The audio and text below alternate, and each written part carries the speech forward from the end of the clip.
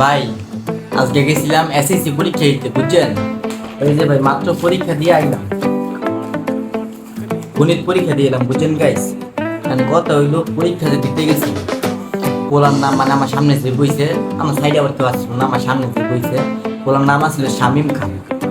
কথা হইলো আমি তো ভাই সব কিছু পাই না, আমি সব দেখতে লিখবো। আমার কথা হইলো ভাই আমি দেখতে লিখবো, বুঝছেন? জেনে নিও পোলার অফার দিচ্ছে কাচ্চি খাওয়ানোর অফার, পোলাও ভাই মাইনে গেছে, কইছে পরীক্ষার পরে কাচ্চি খাওয়ানো লাগবো। আমিও কই হক কাচ্চি খেতে আমার মনে করছে আজ আমি তা খাওয়ানো, বুঝছেন? কথা হইলো পরীক্ষা দেখতে লিখতে হইব, যেমন দেখতে লিখতে হবে। পরীক্ষার নামের থেকে দুইটা রোল তো যা আছে ভাই, রেজিস্ট্রেশন নং সব ভাই মেথে দেখতে লিখছে।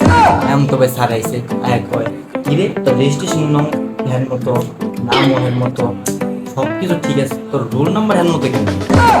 আরে বাবা তোরা খাস আদা বড়া আর আমরা খাই টিকা, আমি তো বুঝলাম না স্যার।